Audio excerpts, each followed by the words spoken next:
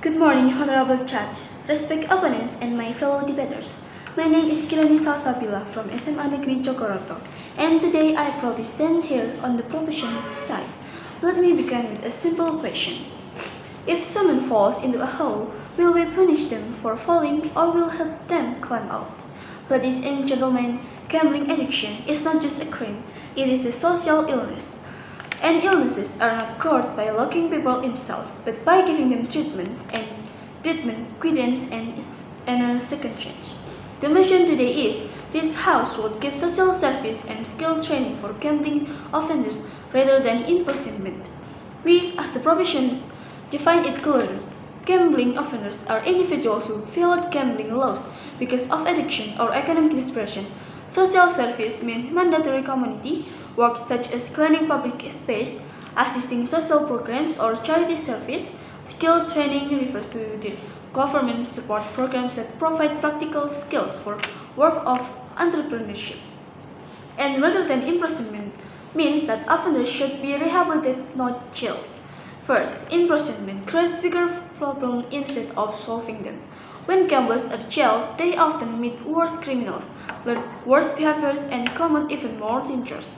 Families lose their breadwinners, children lose role models, and society gains nothing. What should government do? Instead of locking them in cells, the law must be reformed so that minor gambling offenders are deferred into mandatory rehabilitation programs. Courts should sentence them to counseling, supervised community service, and training, not prison. In this way, the justice system tackles the real issues rather than producing repeat offenders. Second, skill training directly addresses the root cause of gambling is poverty and economic desperation. Many gamble not because they are evil, but because they lack stable income.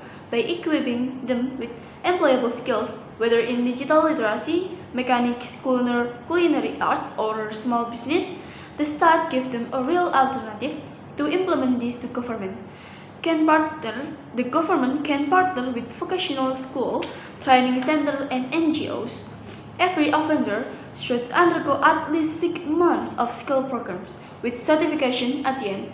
That certificate connects them to real job opportunities, ensuring they can stand to their own feet. And a person with stable income simply has no reason to gambling. Third, social service not only discipline offenders, but also strengthens their bond with society. Instead of hiding them away in prison, community service forces them to give back, cleaning streets, working in hospital, or assisting community center.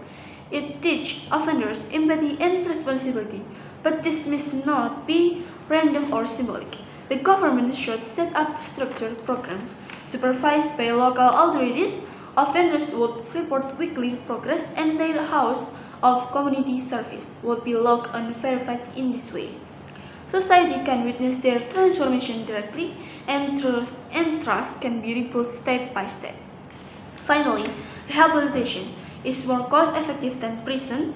Looking on one person drains millions of rupiah each year, while training and social service are cheaper and turn offenders into taxpayers instead of burdens.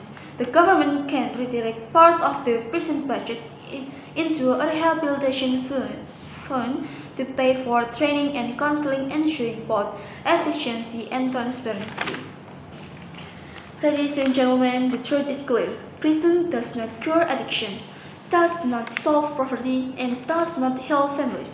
Rehabilitation through social service and skill training, however, change behavior, restore dignity, save money, and create productive citizens. Why should we keep punishing people for falling into a hole when we call some people a leader to help them climb out? Why should we look away potential when we can unlock opportunity for them to grow? For justice, for efficiency, and for humanity, we proudly stand with the motion. Thank you.